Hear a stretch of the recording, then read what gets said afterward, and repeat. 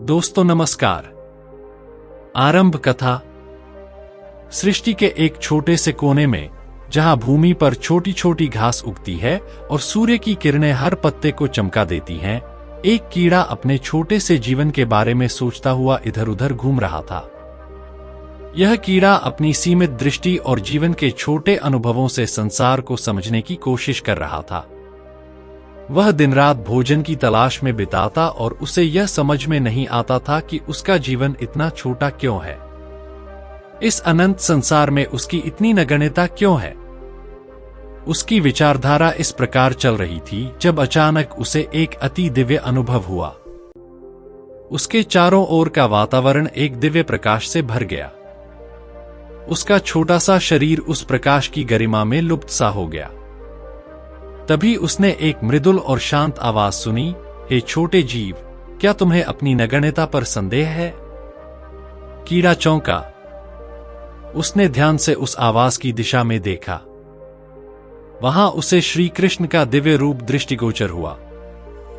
वे नीलवर्ण पीतांबर धारण किए हुए मोर मुकुट से शोभायमान थे। उनका तेजस्वी रूप कीड़े की आंखों को मोहित कर रहा था। कीड़ा अपनी नगण्यता के बावजूद अपनी जिज्ञासा को रोक नहीं पाया और श्री कृष्ण से पूछ बैठा, हे प्रभु, आप कौन हैं? और आप मुझ जैसे तुच्छ कीड़े से क्यों बात कर रहे हैं? श्री कृष्ण मुस्कुराते हुए बोले, मैं वही हूं जिसे तुम हर जगह खोज रहे हो, पर तुम मुझे कभी नहीं देख पाते। मैं अनंत हूं, परंतु मैं हर छोटे से छोटे जीव के अंदर भी उपस्थित हूं। तुम्हारे जैसे छोटे जीव भी मेरी सृष्टि के महत्वपूर्ण हिस्से हैं। तुम तुच्छ नहीं हो, बल्कि तुम भी उस अनंत चक्र का हिस्सा हो जिसमें सब कुछ समाहित है। कीड़ा अब और अधिक जिज्ञासु हो गया। उसने पूछा, परंतु प्रभु, मेरे जीवन का क्या महत्व है? मैं एक छोटा सा जीव हूं। मेरा जीवन तो केवल भोजन ढूंढने और बचने में ही व्यतीत होता है। क्या इस जीवन का कोई उद्देश्य है? श्री कृष्ण ने मुस्कुराते हुए उत्तर दिया, प्रत्येक जीव के जीवन का एक उद्देश्य होता है, चाहे वह कितना ही छोटा या बड़ा क्यों न हो। तुम्हारा जीवन भी इस सृष्टि के संतुलन को बनाए रखने में सहायक है। तुम्हारी छोटी छोटी क्रियाएं भी इस जगत के व्यापक संतुलन का हिस्सा हैं। तुम प्रकृति के चक्र में एक महत्वपूर्ण कड़ी हो और तुमसे ही जीवन का सजीव तंतु बना हुआ है। कीड़ा कुछ और समझने के लिए सोचने लगा। उसने फिर से पूछा, परंतु मैं यह कैसे समझूं कि मेरी भूमिका क्या है?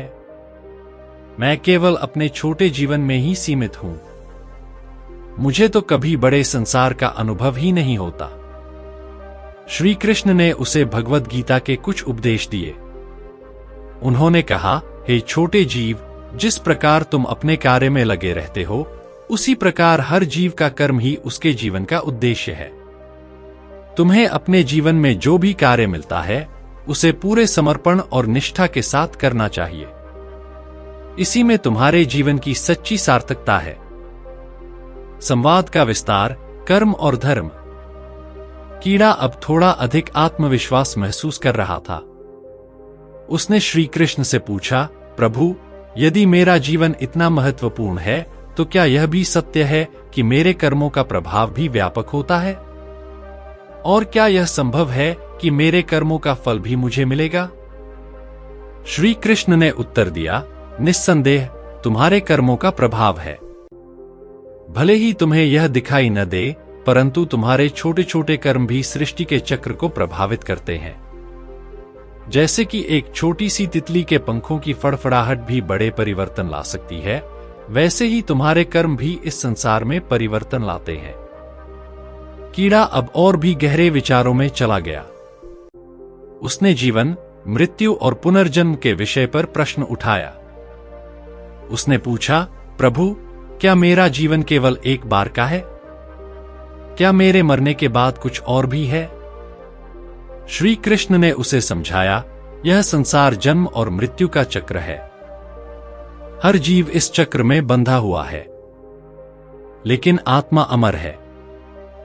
यह शरीर केवल एक वस्त्र है जिसे आत्मा धारण करती है। जब यह शरीर समाप्त हो जाता है, तो आत्मा नए वस्त्र धारण कर लेती है। तुम भी इस अनंत यात्रा का हिस्सा हो जो निरंतर चलती रहती है। प्रकृति के साथ संतुलन, ज्ञान का विस्तार। कीड़े ने फिर एक और प्रश्न उठाया, प्रभु, मैं प्रकृति का हिस्सा हूं, परंतु कभी कभी मुझे ऐसा लगता है कि मैं प्रकृति के विरुद्ध कार्य कर रहा हूं। क्या यह सत्य है?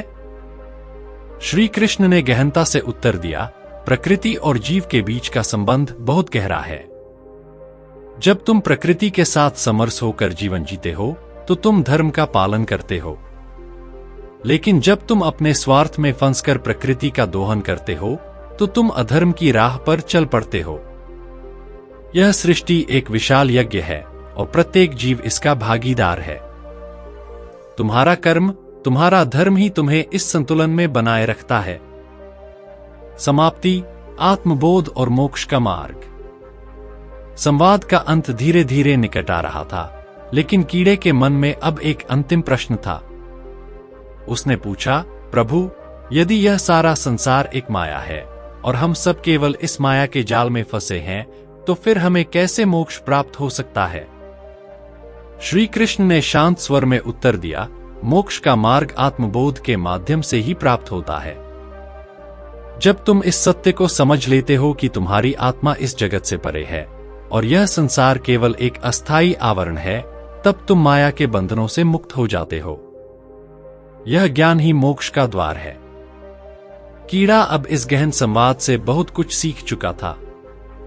उसने श्री कृष्ण के चरणों में प्रणाम किया और बोला, हे प्रभु, आपने मेरी सभी शंकाओं का निवारण कर दिया। अब मैं अपने छोटे जीवन को भी पूर्ण रूप से समझ चुका हूं। मैं अब अपने कर्मों में समर्पण और निष्ठा के साथ जुटूंगा और इस सृष्टि के चक्र में अपना योगदान दूंगा। श्री कृष्ण ने उसे आशीर्वाद दिया और कहा, हे छोटे जीव, जब भी तुम्हें संदेह हो, याद रखना कि मैं हमेशा तुम्हारे साथ हूं। चाहे तुम कितने भी छोटे क्यों न हो, तुम मेरे ही अंश हो। यह कहकर श्री कृष्ण अंतर्धान हो गए और कीड़ा अपने छोटे से जीवन की ओर लौट आया, पर अब वह एक नए दृष्टिकोण के साथ जी रहा था। उसकी आत्मा में ज्ञान और शांति का संचार हो चुका था और वह अब अपने हर कर्म में एक दिव्यता का अनुभव कर रहा था।